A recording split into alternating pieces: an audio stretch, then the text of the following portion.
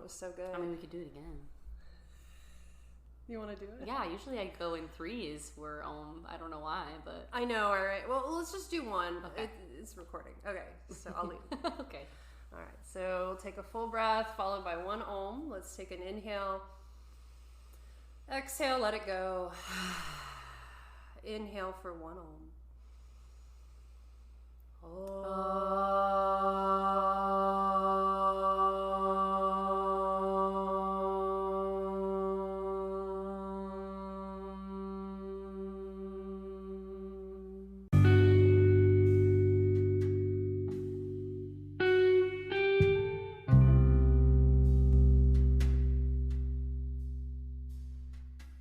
Welcome, friends, to Yoga and Podcast. This show highlights the science and brings the magic of yoga and mind-body practices down to earth for the everyday person to help you live your best life.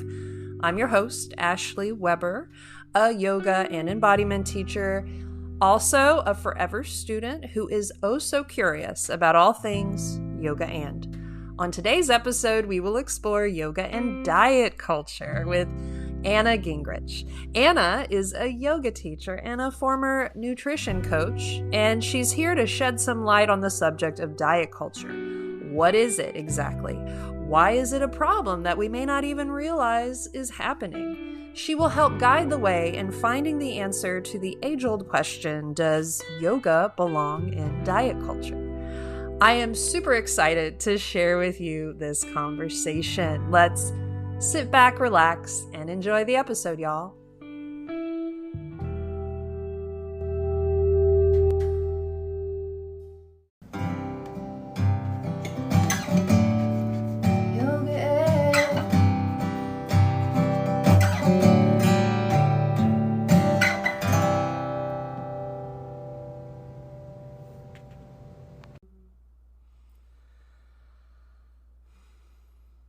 Joining us on today's episode is therapeutic yoga teacher and former nutrition coach, Anna Gingrich.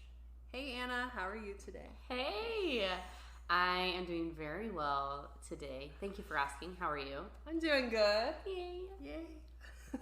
I'm glad you're here. I'm glad you're in the cabin. And yeah, I feel very lucky to be here in the cabin. yeah, I love it here.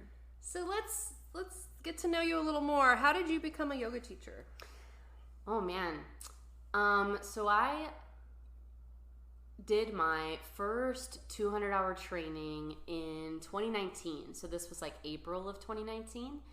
And before I was doing yoga teacher training, or yoga teaching rather, I was working as a nutritionist and an obstacle course trainer. So that was like my MO, where I just like helped people overcome barriers mentally and physically. It was pretty deep for me like that while I was doing it. And then I came to this really interesting place in my life where I realized that I had been moving at a super fast pace, like just sort of like blowing through everything I was doing.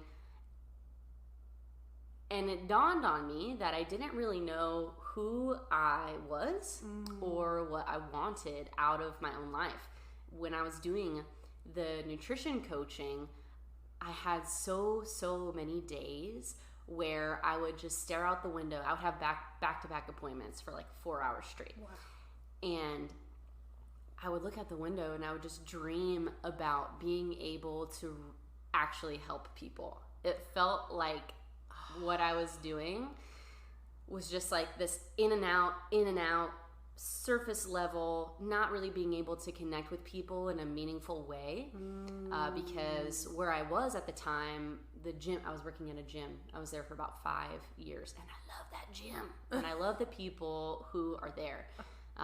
But I was not really down with like the typical nutrition advice at the time, right? And we'll probably get more into that in a little bit.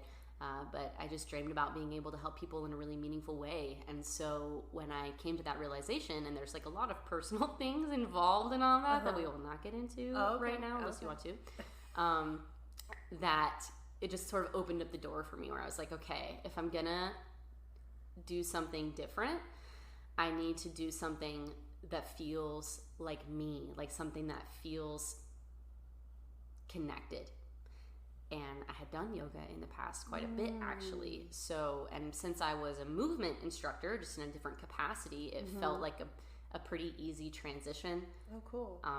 Which it was, because I was able to go on to teach classes pretty quickly afterward. Like, I didn't have the whole, like, oh no, I don't know how to talk to people in front of a room. Like, I had that part figured out. So it was a pretty easy transition. But that's how I got started. Cool. That's how I got started. So initially, what made you interested in studying nutrition back in the day? Oh gosh. So I went to school initially to be an event planner. So I thought that I wanted to be a wedding planner. I was like, I'm so efficient and so organized, and I'm going to be able to do this, right? Yeah. And I stepped into, it was my first semester, and I could just tell almost immediately in one of my like Hotel 101 classes where I was like, okay, these are not my people. They were like, you know, the C's get degrees types. Oh, and I was okay. like, oh no, I don't know about that. And that, so after my very first semester, I had, so this was in 2013. So right around that time, I had dove head first into a bunch of health documentaries, like many of us probably did. Yep. Except me, I was like, oh my God, this is everything. Right? Like, this is the most important thing, and if people can just figure out how to feed themselves, and these are my thoughts at the time, I would probably talk about it differently now. If people just knew how to feed themselves or how to quote unquote eat right, then all of their problems would be solved. And so that's why I chose nutrition, because it felt very, very impactful. Like, its relevance was like beyond anything else, because you know, eating, that's everybody every day, multiple times a day. You know what could be more important than that? So that's kind of how I made that transition. And then fast forward to today, you are a yoga teacher, you have your own yoga business, you've retired from being a nutrition coach, and today we're talking all about diet culture, and we just ate some donuts. Yeah, we did. I texted you on the way over, and I was like, what kind of donuts do you like? Because we got to do this episode right. Yeah, we do. So before we dive into diet culture, do you have some sort of like definition? Like, for those of us who are a little bit unclear about it, how would you define diet culture personally? Okay, this is a great question, and I've actually done this before. There was one time where my grandma asked me, and my mom asked me, where they were like, what is that? So I'm going to try and give you my personal definition right now. And I want to preface by, you know, pointing out that, like, I am a thin, able-bodied individual. Like, I do not exist in a lot of the spaces where people are harmed by diet culture. But people in my family have been. My mother, my sister, my grandmother. Like, it goes back generations, which I think is why it's so important to me.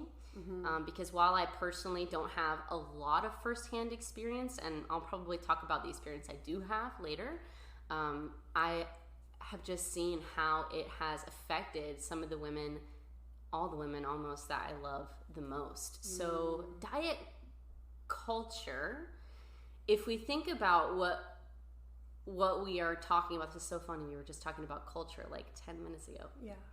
Culture itself is like a set of traditions and beliefs and behaviors that are shared by a group of people.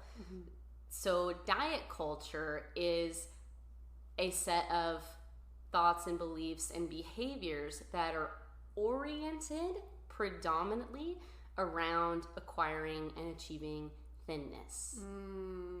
That is like baseline what it is. So the only reason that diet culture exists is because all of the women in the world, or maybe I should probably speak more specifically about the United States, because I don't exactly know how it affects other cultures. But especially here in the States, women are made to feel and believe that they are only loved and worthy and wanted and desired if they exist in a thin body. And I want to add on to that too, because I have a family member I grew up with who was a male and always obsessed with being thin. Gosh, that is such a good point. Such a good point. It is not just women. Absolutely, it affects men as well. And I think that it began, if my brain is serving me correctly, if my memory is serving me correctly, like as early as like the 40s and 50s. Wow. Like it goes way back to like these really strange ads that were put out in magazines and newspapers about like strange dieting pills and drinks and like, bro, if we were to talk about the diets that were prescribed back in the day, I wish I had a photo of them. It is wild, the advice that was given and followed by women for decades. And still now.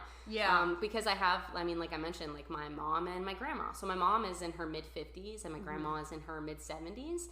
And they were like, what's diet culture? And I was like, oh my good sweet Lord. Yeah. You've been in it in your whole life and you have no idea. It just feels like a way of your life. Like it just feels like living. You can't separate yourself from it. So it's like that. It's also like that. Yeah. Well, isn't it like a multi-billion-dollar industry, right? Oh, for sure. So, people and organizations and companies will and have tried to profit off of it this entire time. And that's like diet culture, aka diet industry, right? So what are all of the ways, this is where these companies are asking themselves, how can we make, and I'm gonna say women because that's my personal experience, but based on what you mentioned before, know that this absolutely applies to males as well. But it's been predominantly women over the years. The question they ask themselves is, how can we make these women feel like something is wrong with them or find a problem that we ourselves or our product can solve? So when you talk about like it's a $1 billion industry, if you think about all these different diets that exist, these different exercise programs that exist, you think about even yoga classes, right? Like there's so much language deeply entrenched in our culture that is rooted in diet culture. You think about how like at the start of a yoga class, for example, let's say you walk into a yoga class in like March, right? And it's a vinyasa class. And the yoga teacher, she's like, all right, everybody, welcome to class. It is time to work on our summer bodies. It's time to work on our summer bodies, right? Like that is a phrase that's rooted in diet culture. Because why do I need to work on my body for the summer? Oh yeah, because I've been made to believe that my body is only worthy to be seen out in the summer if it is thin. And if it is not thin, then I must do these crazy workouts, these crazy diets, so that I can look a certain way in order to be accepted by the rest of the world. So that's like the tip of the iceberg, baby. God. Oh, okay. I have a question about this. Yes. Going back to diet industry, and you buy all the juice cleanses and you do all the workouts, but then they don't work. Why is it that we blame ourselves and we don't blame the companies? This is such a great question. And there's so much, well, I shouldn't say so much. There is this like fear within me that I am only going to speak to, I mean, I obviously can only speak to what I know. Yeah, of course. You know? Yeah. But I want to acknowledge that like there could be so many answers to all these questions. Gotcha, yeah. But like, so why then are we made to feel like we are the problem?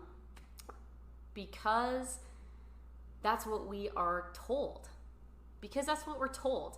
nobody straight up looks at you and says this is your fault. Yeah. But again, it's in the way that things are marketed to us and sold to us, to where it's like, this worked for me and these hundreds of other women, so if it doesn't work for you, then either you cheated or you failed or you didn't try hard enough, right? There's no nuance to it. Yeah. And there's no acknowledgement that bodies exist in so many different ways. And even if, and I know you've heard this before, and probably everybody has heard this before, even if we all ate the exact same things and moved in the exact same ways, we would look different. And that, like, fact in and of itself should be enough to cause us to pause and say, okay, so it doesn't matter what I do, my body's going to do what it's going to do. Yeah. So why don't I just find a way of eating and moving that is joyful and fulfilling for me? Like, bottom line, right? So I think that I was in the diet culture industry unknowingly. When I was working at that gym, I would do these nutrition presentations and I would talk about water intake and calories in and calories out, and I would talk about plate method, where you know, half your plate is vegetables, a quarter of your plate is protein, and a quarter of your plate is fat. As if that was somehow going to solve everybody's problems. And on the other side of that, as a nutrition coach, I am trained to believe that you as my client are probably lying to me. Nobody says that. Like, nobody, nobody's like, and your nutrition clients are probably going to lie to you. You know, it doesn't do that. But it's like, in the conversations that we have behind closed doors, because we're in it too and we don't even know it. So I'm here with my client, and I've been working with you for a month now. And you've been doing all the things that I told you to do. You've been eating the right amount of calories. You have been consuming enough fruits and vegetables. You've been drinking water. You've been exercising X, Y, Z. But we don't see the results that were expected. I then say to myself and to my colleagues, oh, they must have been lying to me. Because if they would have done all this stuff, then they definitely would have seen these changes. And I didn't even realize at the time that, like, I was a cog in the diet culture machine. Yeah. Because if I were to go back now, I would have praised the behavior and praised whatever outcome came about as a result of that. Because guess what? They were, you know, regardless of how your body does or doesn't change on the outside, the reasons that people want to adjust the way that they eat and move is because they want to feel better. Everybody just wants to feel better. So we say, oh, they tell us, I just want to feel better. I don't care how it looks. And I tell them, I just want you to feel better. I don't care how it looks. But then deep down, behind all of that, both of us have very high expectations for how their physical body is going to change. And so when that doesn't happen, we can't just say, this is just, like, we can't just accept whatever is going to happen. We somehow have to manipulate the facts and manipulate the outcomes and point to something that went wrong. So, like, diet culture equals judgment, basically, and everything else. But yeah, judgment's a huge piece. Yeah. Judgment on the individual's part toward themselves for thinking that they did everything right, but somehow something's wrong with them. Blah blah blah. Judgment on the part of the coach that's helping, because guess what? Most nutrition coaches are just like me. We are thin. We're white. We're chickadees. Like, we're females, and so we have these subconscious biases against our own clients if we haven't done the right work to understand what they are and try to unlearn them. So judgment from all sides. Oh yeah. And then, you know, we're not even talking about, like, the fitness instructors who are, like, passing judgment on them. Like, you know, somebody who is trying to be wise and move slower or take a modification, and then their coach or their teacher comes in and says, you got to work harder, push more, go faster, right? And so nobody allows for people to just exist as they are. Well, you just said go harder, push farther. Those are, American values, right? I mean, that's like what an American, right? I mean, what other countries saying that all the time? Like, I don't know.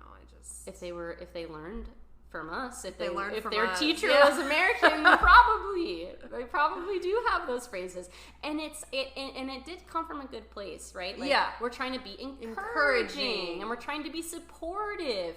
But what we're learning now, even more, and I say now, like in the last couple of years, when you get into like trauma-informed care and being gentle with people, and not assuming that they're dumb, not assuming that they don't know their own bodies. I mean, a lot of people, sure, they don't. Yeah. That's fine, but a lot of people do. Yeah. And who cares if they're moving slow? Who cares if they're not doing as much weight, or they're not doing the pose the way we think that they should be doing the pose? People leave fitness and yoga and nutrition and adopt a bunch of unhealthy behaviors simply due to these super negative and judgment-filled experiences that they have in the space. And all those experiences, in my opinion, are rooted in diet culture, this very specific image of how people are meant to look and behave. And if you don't fit, then you don't fit, which means you're out. And so then there's no space for them. And that's how it seems. However, the last couple of years, especially as online has become more prominent, I see so many yoga teachers out there of so many different shapes and sizes and ethnicities and beliefs and values. And so I have a lot of hope that individuals who have been burned by the fitness and nutrition and yoga industry are finding safer spaces to exist. Okay, so as yoga teachers, my question is, inevitably students will come up to their teacher because they look up to them and ask them things about diet. How can we do better? How can we do better?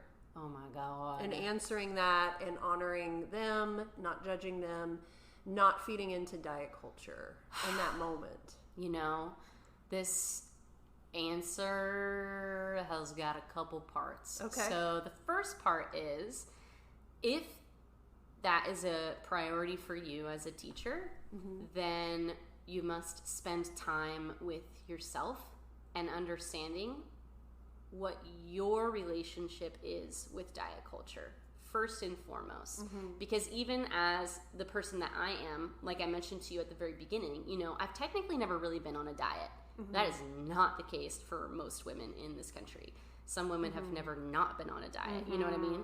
So even as someone who has never quote unquote dieted, I still have this deeply ingrained diet culture beliefs that subconsciously direct my thoughts and opinions about other people.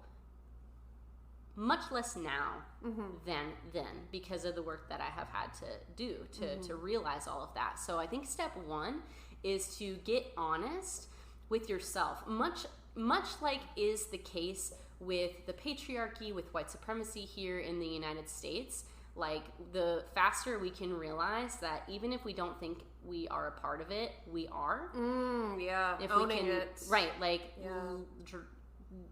just let go of the judgment toward yourself on that for a minute and just accept that that's just how it is, and it's okay, and it's not your fault. You didn't choose that. Nobody chose that. I should say we didn't choose that. Maybe people in past generations did. Can't speak for them. True. And they're the ones who brought us up. So we didn't choose that. But the thing that we can do is acknowledge how it directs our own thoughts. Like, whenever you do have somebody who is in a bigger body, for example, like walk up to you and ask you about foodstuffs, right? Sometimes we have this initial thought of like, oh, of course she's asking me because look at her. Of course she needs help, blah, blah, blah, you know? Or, you know, you ask, well, what do you do now? And she tells you, oh, well, I try and eat like a serving of fruit and vegetables every day. I don't drink soda. I only drink water. Instead of subconsciously assuming by looking at them that they're lying, trust them. Trust them. so weird, because when I say it out loud, you're thinking to yourself probably like, why wouldn't I trust them? And it's like, because you were raised in diet culture and you didn't even know that you were judging someone like that by looking at them. Yeah, the unconscious biases of that, like all the marketing, all the millions of dollars of marketing to put those ideas in our head that you know, laziness or, you know, bigger, you know, I've had to reconcile with that, like bigger bodies, you know, laziness, and that's just not true. That's not my thought, actually. That's the thought that's been imposed on me. Right. So there's laziness, there is assuming that they're lying, there is I think under the root of all of it is just a bunch of assumptions. It's assumptions that we're making about other people. Yeah. So when someone walks up to you at the end of class and they ask you, you know, about anything related to food, first of all, watch for scope creep. Ooh, what's scope creep? Scope creep is when a client or a student of yours asks you questions that are outside of your own personal scope of practice. So this happens a lot with like anatomy questions, right? Yeah. Where like just because a teacher has done a 200-hour or even a 300-hour does not mean that they understand all the nuances of the physical body. Yeah. And I know that very well as a therapeutic yoga teacher, because the way that I direct students is very, very different from a teacher who didn't study from somebody who just, it was all anatomy and kinesiology. Just how does the body move? How does it move well? And what do you do when it's not moving the way it needs to be moving, right? Yeah. So it's the same thing for nutrition. So in order to avoid doing more damage, don't do more damage. This is the same thing as like when someone starts talking about their like personal life and you like refer them to a therapist. It's like referring them to, you know, find somebody first. If you send somebody to just like, oh, you should just probably work with a nutritionist, guess what? Unless that is an anti-diet, HAES informed, intuitive eating nutritionist, they're not going to be helpful to them. It's just going to be somebody who was brought up in the same diet culture mentality as the rest of the nutritionists and dietitians in the world. So, and a side note, if anybody is interested in working with a nutritionist who has navigated out of diet culture, there's a few indicators of that, and they'll have it posted on like their website or their Instagram profile or anything like that. So there is what is called HAES informed, so HAES, and that stands for health at every size. Oh, okay. Health at every size. So there is a book, and the book is written by Linda Bacon. They are a bit of a controversial topic right now for a lot of reasons, but the content of the book is still solid. They didn't create it, but they did write the book about it, and so it's a very accessible and helpful tool. You've also got intuitive eating. So there's a book on intuitive eating, and that one is one of my favorite books. And so there are dietitians and nutritionists who are intuitive eating dietitians and nutritionists. And so they aren't going to try and prescribe you certain calorie markers or macronutrient markers. They are very much in the realm of understanding what's all of the bullshit that you have been brought up to believe about yourself, your body, about food, and navigating those and being able to come to a place of what is quote unquote food freedom. Right? So there's HAES informed, intuitive eating, and then there's just anti-diet, which is kind of the same, along the same lines. But if you're looking for somebody who's actually been trained and like knows what's what, intuitive eating and HAES informed are like number one. They're awesome. Cool. I'll have to check that out. Yeah. So again, to answer that question, you know, if somebody walks up to you, refer out. Find somebody either that you know or that you trust, where if someone is seriously asking you about that, you can actually refer them to somebody who you know is going to be helpful to them and not perpetuate some of the crap that they may not even know that they're like existing within at the moment. You know, can we talk about the shame? I get really angry when I realize this is all newish information to me, but realizing we're in diet culture, realizing it's a multi-billion dollar industry, it just angers me that we are, we're victims to this. And then there's shame. Like, this is, so, like, what do you have to say? Like, I feel like once you see it, you can't unsee it. That's the truth. That's the truth. Once you become aware of what is going on around you, you have to fight even harder to unsee it, to not see it, to not witness it. But truth be told, I think once you find it out, you're not trying to unsee it. You're trying to see it even more. For what it is. If you ask me, which you are, yeah. I mean, this is rooted, and again, we're all up here in the U.S., okay, what we're talking about in this, where we're about to go. It's rooted in capitalism. It's rooted in capitalism because these industries are profit-based.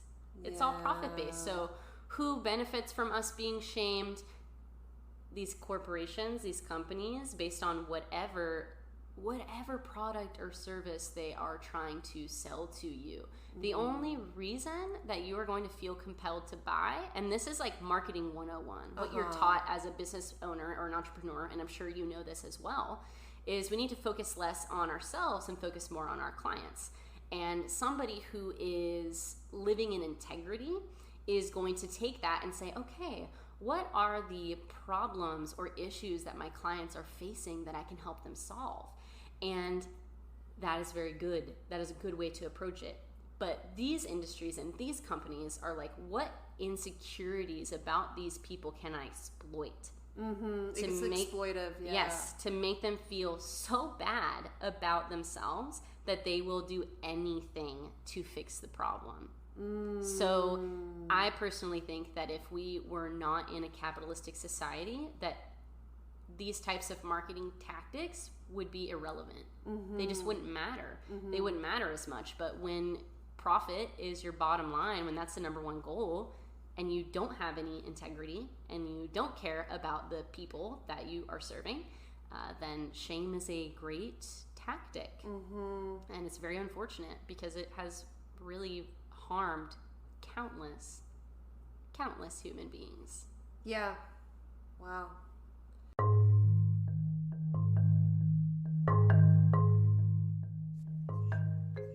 We all have a voice and something important to share with the world. Now it's easier, more than ever, to make a podcast of your very own and to amplify your voice thanks to Anchor by Spotify.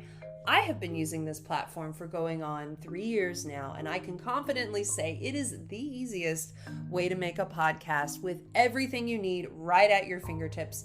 Here's how it works. Anchor lets you record and edit podcasts right from your phone or computer, so no matter what your setup is like, you can start creating right now, as in like today. With a single push of a button, you can distribute your podcast to the most popular listening platforms, including Spotify.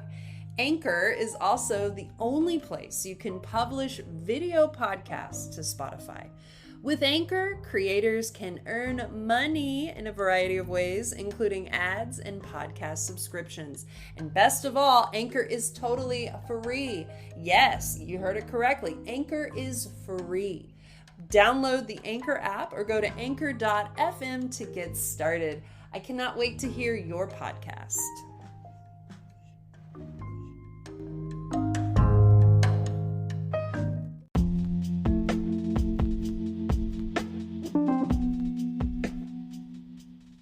Hey friends, let me tell you about my favorite herbal store, Earth Commons.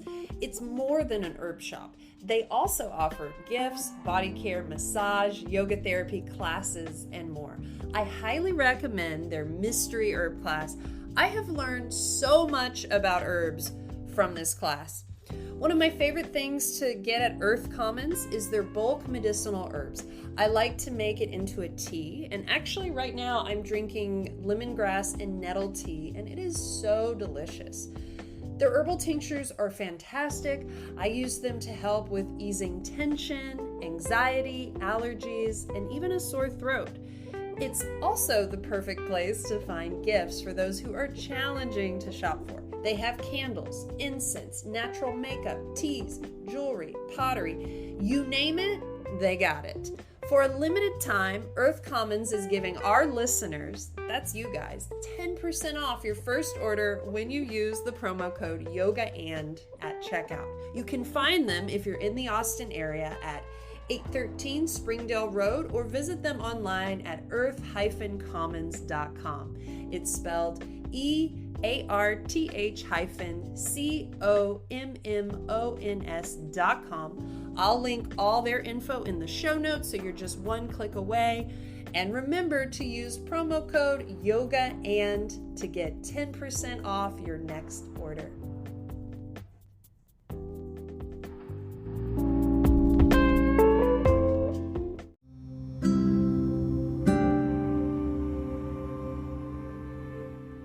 Hey friends!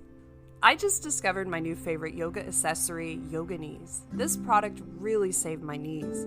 Yoga Knees help solve the problem of those times in class when we kneel on hard surfaces like your yoga mat.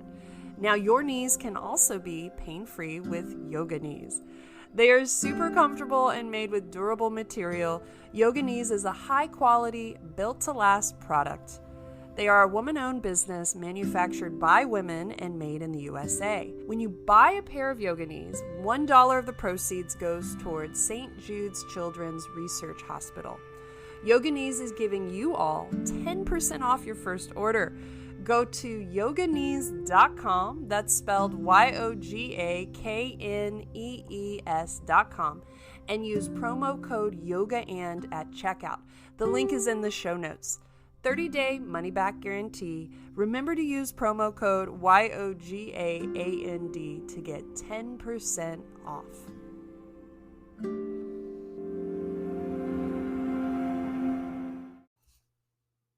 And we're back. So what is the link between food and yoga? Okay, so I personally wish that I knew more about like the history of it, like even going back into like Hindu culture and all of that, right? Because we know that vegetarianism is a really big piece there. But the reason for that, and again, this is broad strokes, I haven't dove too terribly deeply into the history of all of that, but from my understanding, it was simply to allow an individual to practice ahimsa, so non-harming toward the self, toward animals and the environment, right? And that was kind of the goal back then. But now we get to, oh look, we're back in the United States. Wonderful. And we get to the yoga culture here, right? And we think about where that started.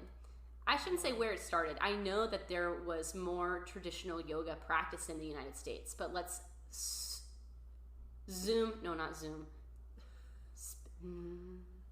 what's the right word? Where you're like, fast forward. Okay, cool.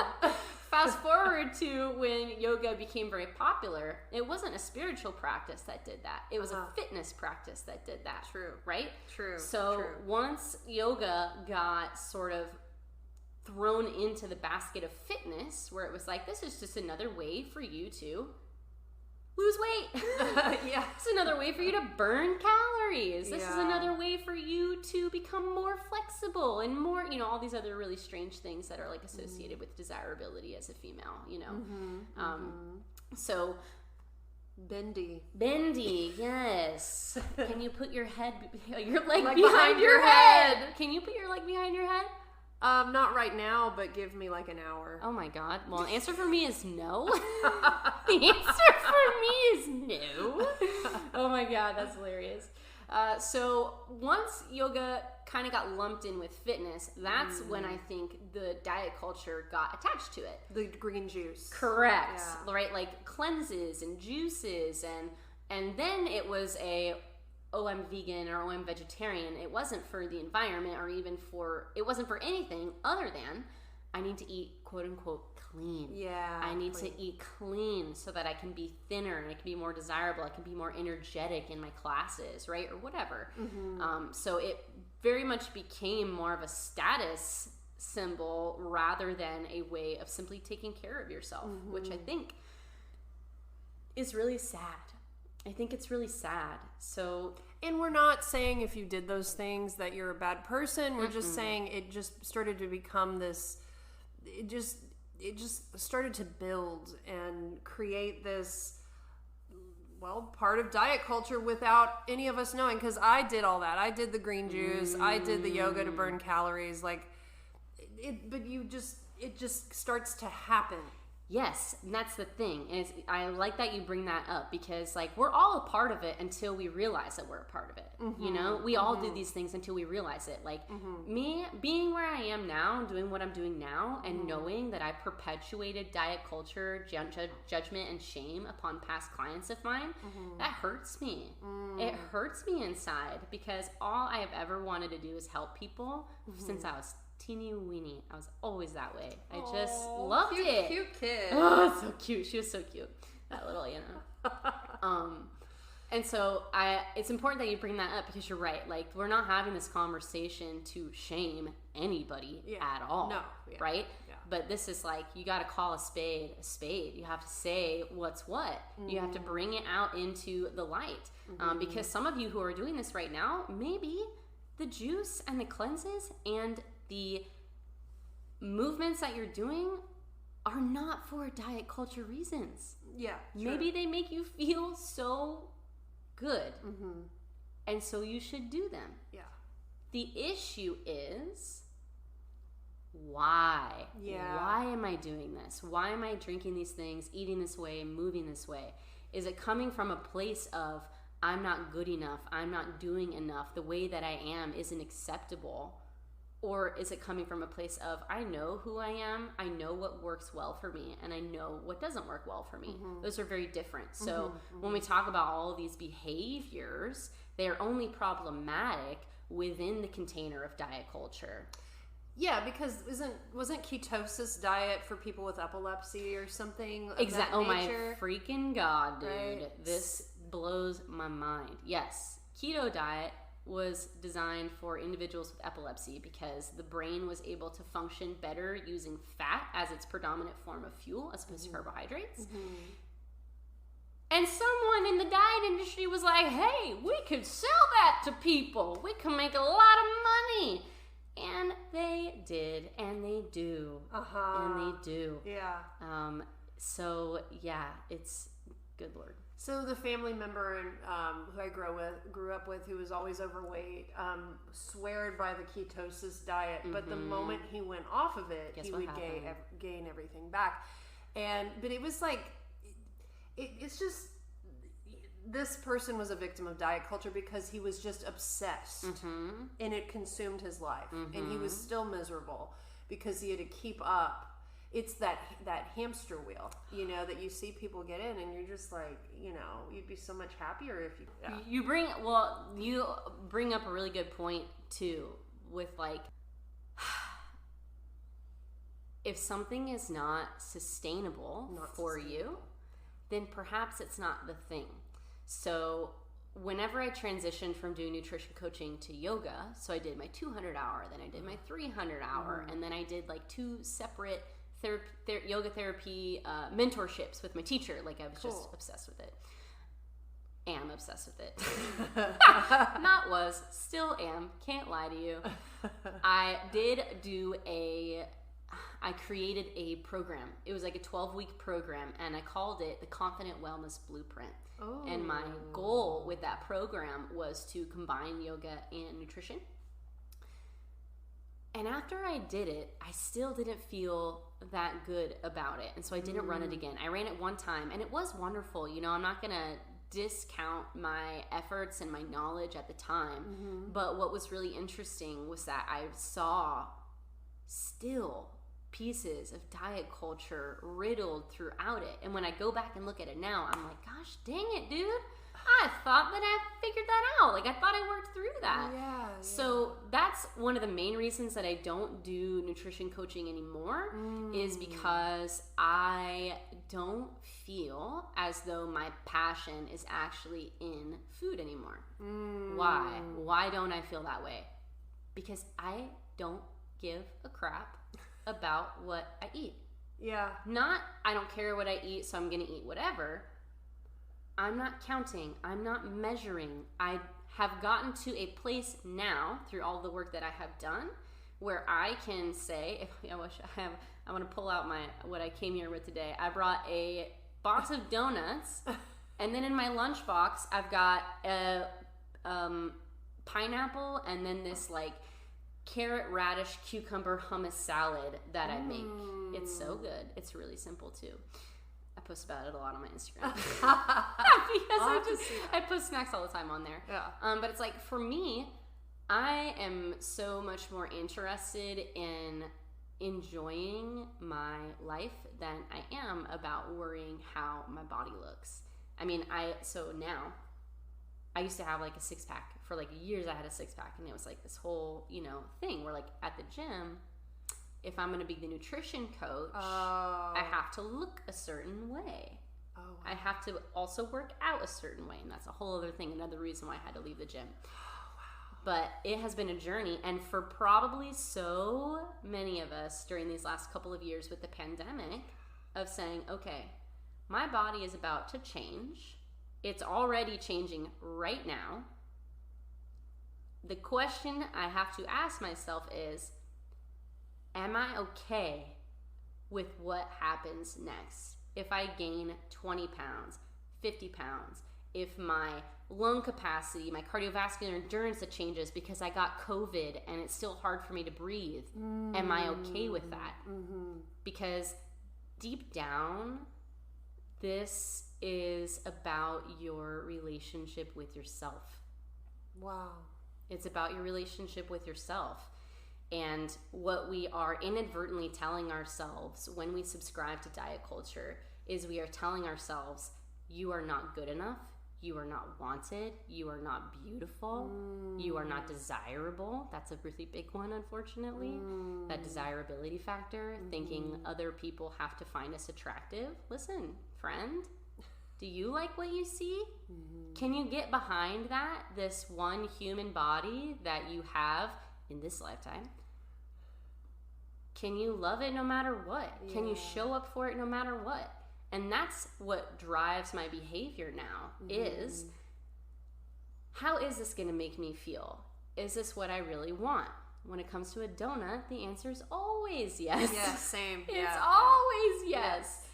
But, and intuitive eating coaches and Hays-informed coaches know that this is at the root of everything, is that there's some level of self-hatred there, but we didn't put it there.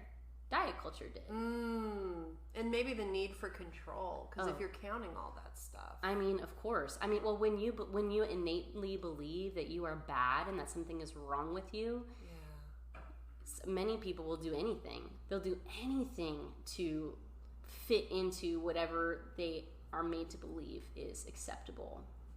So, yeah. I resonate so hard with all the things you were saying, especially about the 6-pack ab nutritionist. Pilates, my background's in Pilates, and it was more something I imposed on myself, was thinness, and I had to really come to terms with that, because I am thin, but not, we're talking like, right. There's a certain expectation, and I've always felt judged if I wasn't a certain size, and then also, I resonated a lot with what you judged. I resonated a lot with when you talked about how you don't want to count things, count food. You want to live your life and enjoy your life. That to me says you value freedom more than whatever this diet culture has imposed on you and tried to make you believe. And there's a lot of freedom in eating whatever you want, whenever you want, and not judging yourself, or not letting others judge you, not letting it puncture you, right? Because people will. And they do it all the time. They tell you what they think. They tell you their opinions about what you're doing. They'll ask you super loaded questions. Yeah. Like, oh, do you want another one? Are you sure you want another one? Yeah. Or there's a sketch comedy show, Baroness von Sketch, who I love. And there's a sketch where the woman just got an ice cream cone, and she was eating an ice cream cone, and all the girls, like one at a time, would come up to her and say, "Oh, are you having a bad day? Oh, is everything okay?" And she says, "No, I just wanted an ice cream cone. Wanted ice cream." After the fourth one, she finally blew up at her. I'm like, "I'm not having a bad day. I just wanted ice cream." And they're like, "Oh, well, you can tell you're having a bad day." But that's how it is. It's so wild. It's so wild. Yeah. Because yeah, exactly. Like, it's so ingrained that, like, not only are there these really weird beliefs that you impose about yourself, but you also end up imposing them on other people. You take your own insecurities and your own judgments and you impose them on other people who appear to be living outside of that. Yeah. So expect, when you start tapping into this intuitive way of eating and moving, people are going to think, they're going to have thoughts. They're going to have thoughts, they're going to have opinions, they're going to have judgments, because you are doing the thing that they don't think they can do. And opinions are like assholes. Everyone got them, and they all stink. Got 'em. That leads me to my next question. Does diet culture belong in yoga at all? I mean, I think that based on this entire conversation, one could infer that I would say no. Yeah, it's kind of a dumb question. No, it's not dumb. It's not dumb. It's not dumb because maybe somebody is asking themselves that, right? Like, you and I have spent time thinking about this beyond this very moment, but there might be people who listen to this episode who have never heard about diet culture or any of this. True. And so they're sitting here wondering, okay, but like, what's the conclusion, people? Like, what do I do? The answer is no. Diet culture doesn't belong in yoga, and any of the Desi or South Asian teachers that you see will tell you the same thing.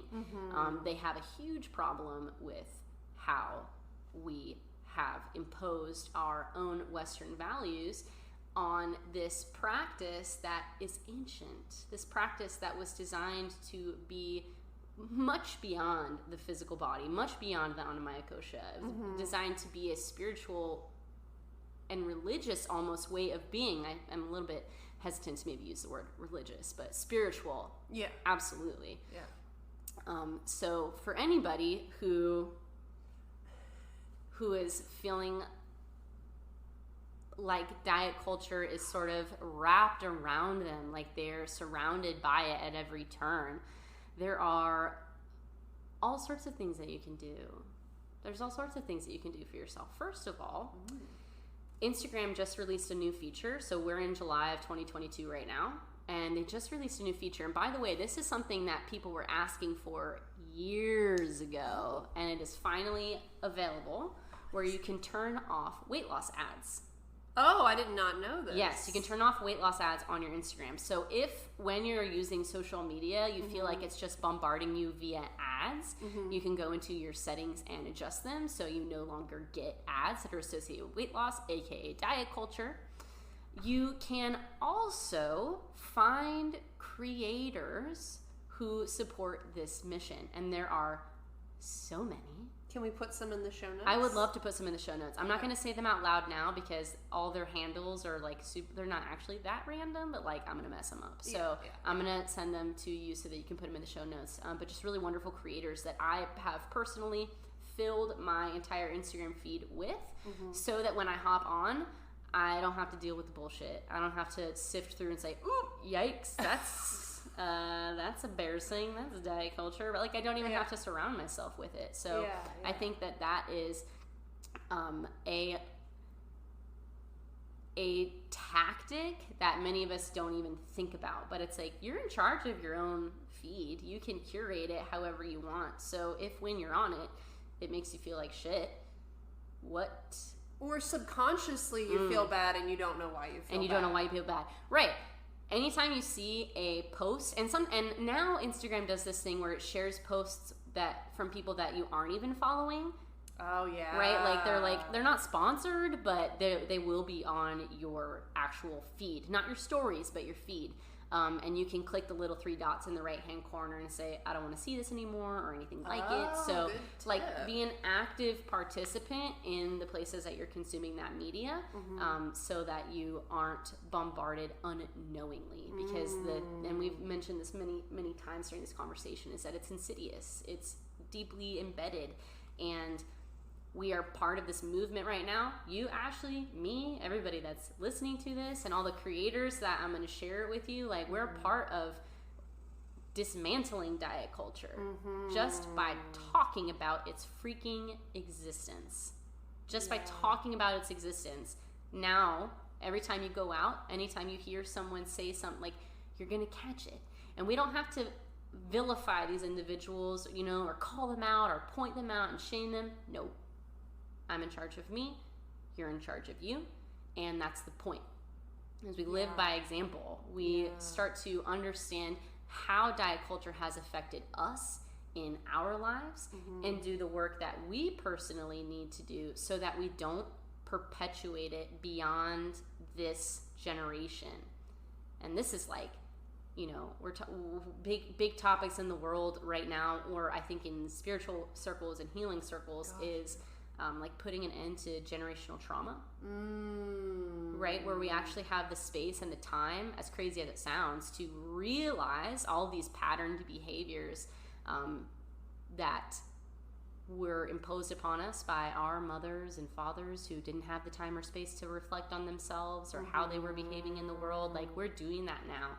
And so dismantling diet culture and keeping it from being perpetuated to the little boys and girls who are growing up right now, that's what we're doing. And we have the time and space to do that. So it's really exciting, actually. That's actually really, I didn't realize it, but yeah, I mean, we are in this, and we can shift in a major way.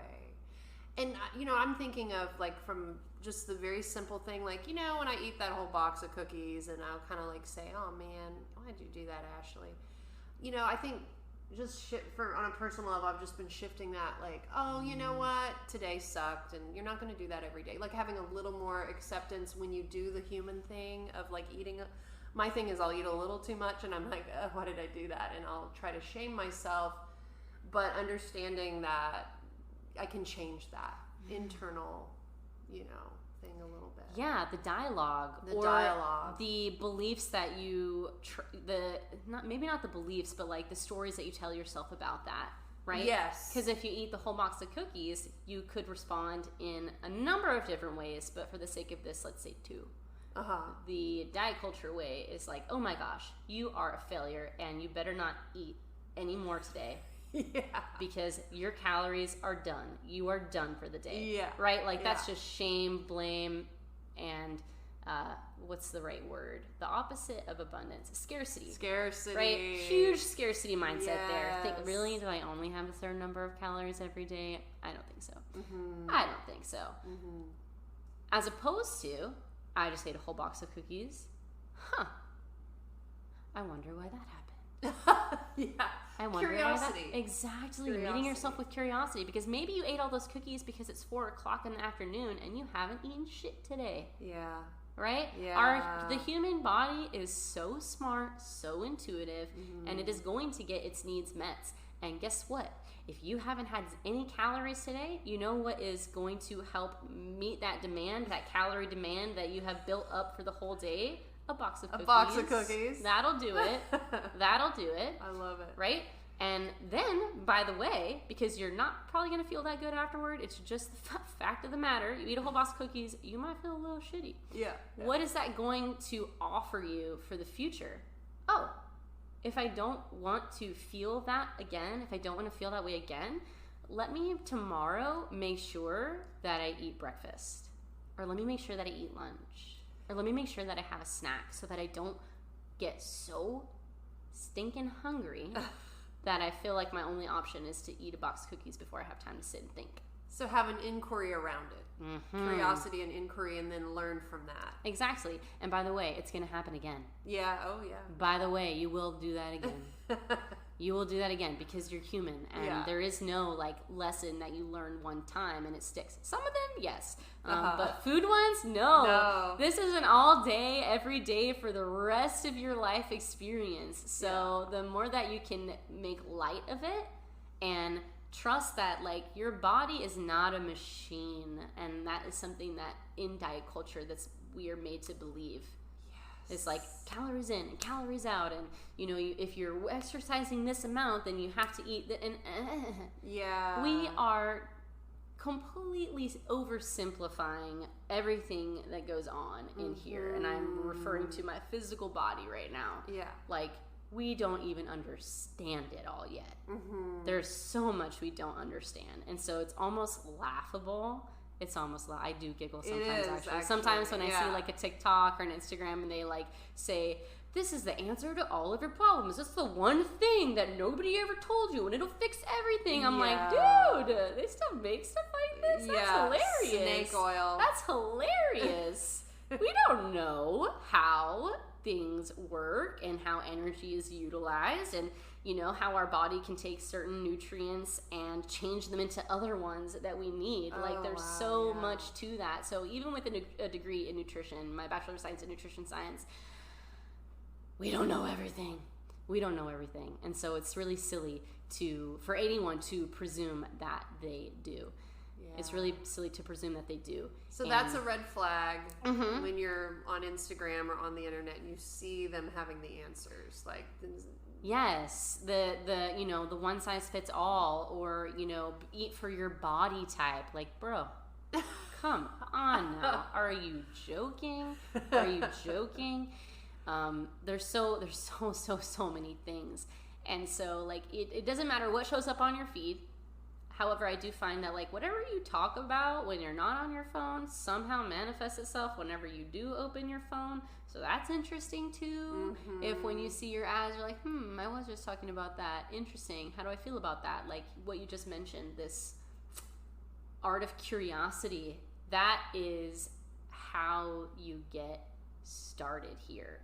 Instead of taking everything at face value as fact, start to question things. Why do I feel that way? Why am I thinking that thought? Why am I putting that judgment on myself? And by the way, a yoga practice is very helpful for this because, if we're doing it right, maybe I shouldn't say that. If we are using it in the way that it was intended, which is as a path to form more connection with our true selves, our inner selves, through meditation, through movement, we are creating that space and creating that distance between when something happens and when we respond to that, right? Silly baby. Yeah. So if your initial, you might notice when you eat, let's go back to this cookie example because it's real. It's a good one. And everybody does that, I think. When you eat the box of cookies, how long does it take for that judgmental thought to come through? After the last bite. It's instantaneous. Yeah. Right when you're done, it's like, oh, you're a fat piece of shit. Yeah. Right? Yeah. That's your opportunity to pause. That's the cue to notice and say, that's rude. Where did that come from? Right? And once you start asking the questions, the answers come through, and you'll be like, oh my God, my mom said this thing to me this one time, or that stranger, or I saw that ad, or my friend when I was in school. Like, it's trauma, baby. Yeah, it's not you. No, these are all learned judgments and learned behaviors, which means that they can be unlearned. And that is, I think, the most important thing to hold on to. The most important thing to hold on to is that if you have a desire to make your way out of diet culture, you can do it. Cool. You can do it. Would you like to play a game with me? I would love to play a game with you. Okay. The game is rapid fire, where I rapidly ask you your favorite things, and you have to answer them in one word, ideally, as fast as you can. Okay, let's roll. Okay. I'm ready. Favorite yoga prop? My favorite prop is probably my strap. Favorite color? Yellow. Favorite cuisine? Latin American food. Does that count? Yeah. Okay, yeah. all of it. All of it? That's all broad, okay. It's broad, I know. Yeah. Plantains. Okay. I'm pretty sure there's always plantains there, and that's what I want. Okay. I have plantain chips if you want. I do want them. Yes. Okay. Favorite movie? Oh man, this is lame. So my favorite movie it's between two actually. Oh. So first one is The Labyrinth. Okay. With David Bowie. Oh. And the Muppets that aren't actual Muppets, but I just really like it. And the second one is Taken with Liam Neeson because I don't know why. I just love it. I've never heard. What? I've never heard Taken as someone's favorite movie. I haven't seen it. Oh gosh. Okay. You know that line where it's like, I have a very specific set of skills. Oh, bro. We're gonna have a movie date and we're gonna watch Taken. Okay. It's good. It's very Taken. good. Taken. I mean, I know the actor, Liam Oh yeah, Neeson, that's how you know it's gonna be good. Yeah, I think. Cool. Favorite yoga teacher? Oh man, well that's easy because I only have one. Oh. I only have one. So I have been with the same teacher from 200 hours all the way to now, and I'm probably gonna be with her for the rest of my life because it's her fault. She's very good. Her name is Jennifer Parati. Oh, okay. Yeah, she is a yoga therapist. Cool. And she's amazing. Favorite baby animal? Baby? Like a tiny one? Yeah. Okay, what is my favorite tiny version of an animal?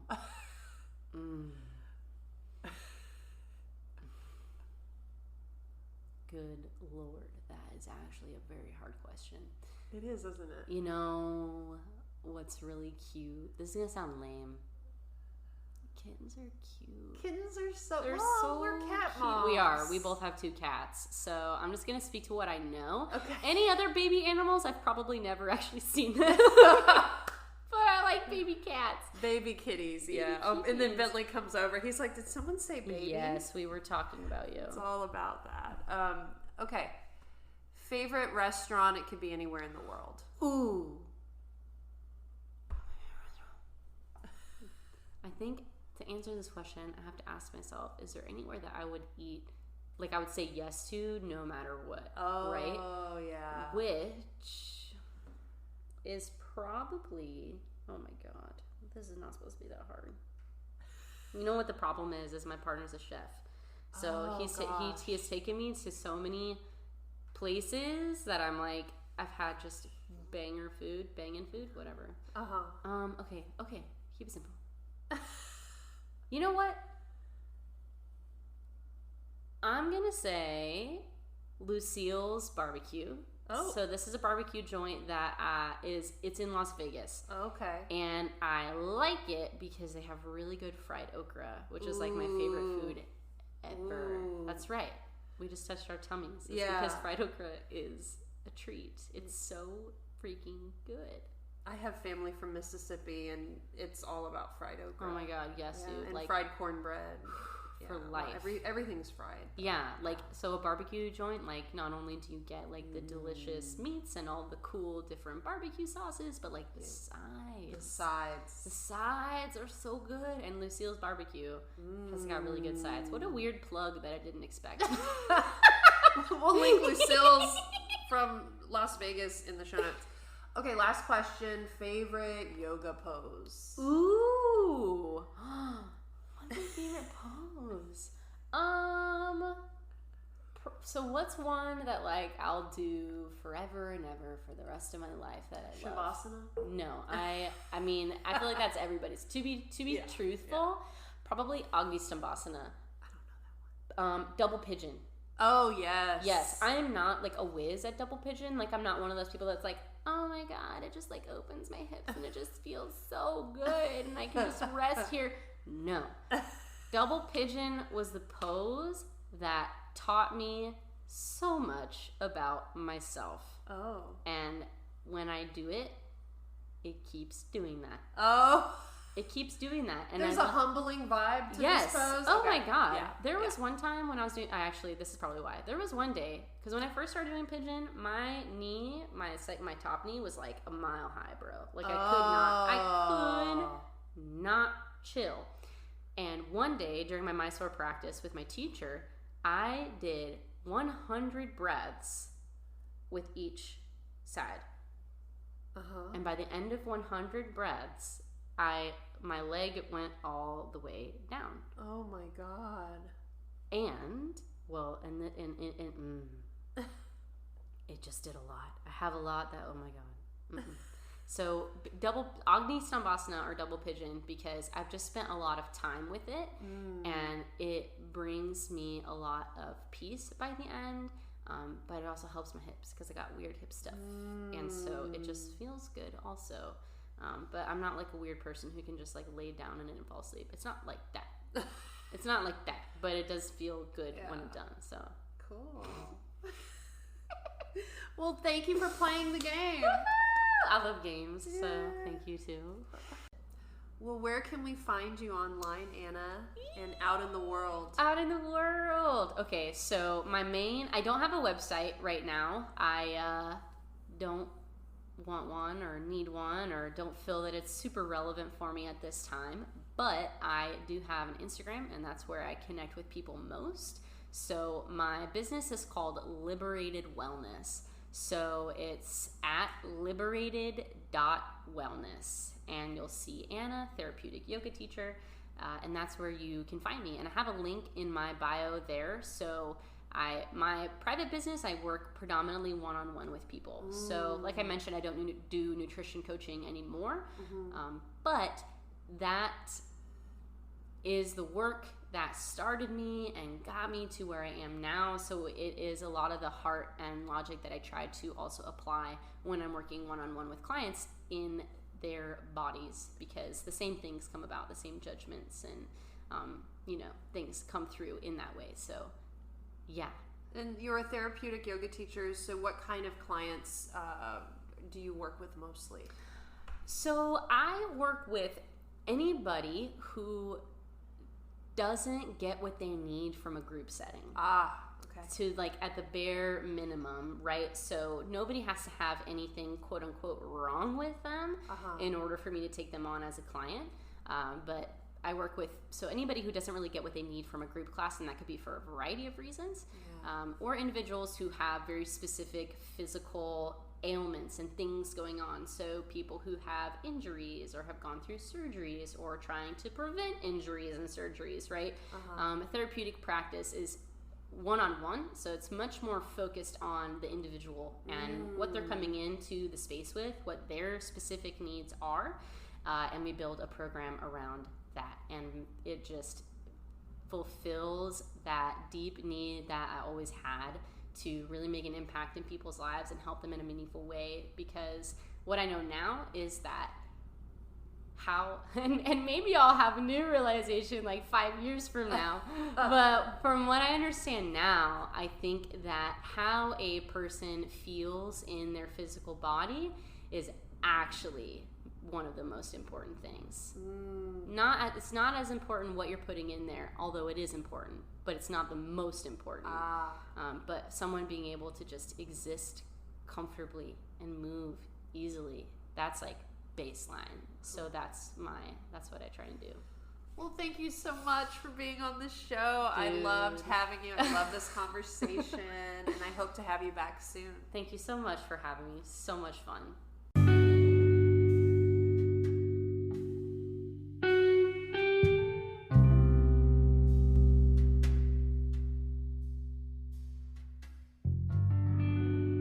I hope you enjoyed today's episode all about yoga and diet culture with the knowledgeable Anna Gingrich. Be sure to connect with Anna. All of her info is linked in the show notes, so you're just one click away from connecting with her, and I highly recommend that you do.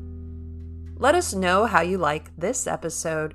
We love hearing from you. Please email us at yogaandpodcast@gmail.com. The and is spelled out YOGAAND podcast@gmail.